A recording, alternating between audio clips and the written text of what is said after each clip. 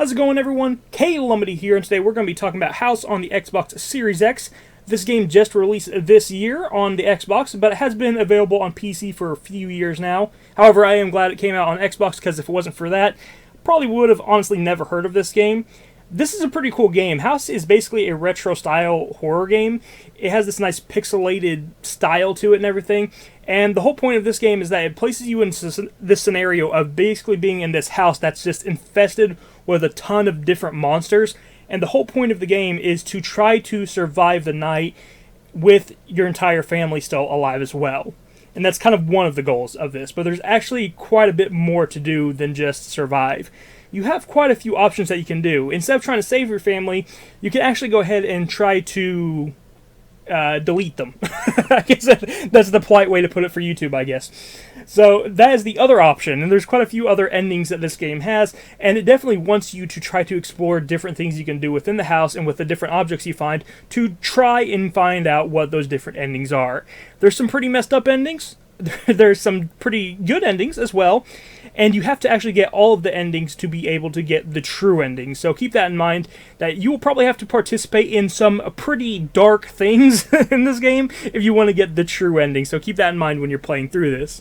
The cool thing about this game is that basically every single night you are reliving the same night over and over and over again. And if you die by one of these monsters, you will actually just be placed right back at the beginning of the night, but your character remembers everything that happened before. So your character is literally stuck in this loop of basically dying and being put right back at the beginning over and over again, and she remembers all of it. She even keeps a little journal that she writes in each ending in, because she can remember each ending that happens. But she can't escape until she gets all of those endings, and she eventually gets the true ending. So that's a really cool way of doing it, and I think that's really neat. These monsters that are chasing you, they all look really cool, and they have a ton of different styles. There's tons of different styles of monsters, and if one gets you, it will give you a death scene. And the death scenes are pretty gruesome, and each monster actually has its own death scene that it gives you. And it's pretty messed up, not gonna lie. Some of them are pretty gross. And the scary thing is that the monsters that are in the house actually aren't even the worst monsters in the game. Eventually, at the very end of the night, your father comes home. And the father is the most evil monster of them all. He is scary looking. He is tough. Like, he comes home and he looks normal at first. All of a sudden, he just pulls out a knife and starts chasing you around and everything like that. And you have to figure out, how do I take him out? How do I stop him? And you have a choice of either to kill him or to subdue him. And you have to figure out how to do either of those things. Because both of those things, both of those options are really hard to actually do. So it's going to take you a few attempts to be able to stop the father when he gets home with a knife. So he's actually the scariest villain in this entire game, not going to lie. This game is interesting in the fact that it uses timing basically for the same scenarios every night. So the same scenario on every night will occur at the same time no matter what. And it's your job to try to change those events. So, for example, there's a chandelier that falls on somebody in the house.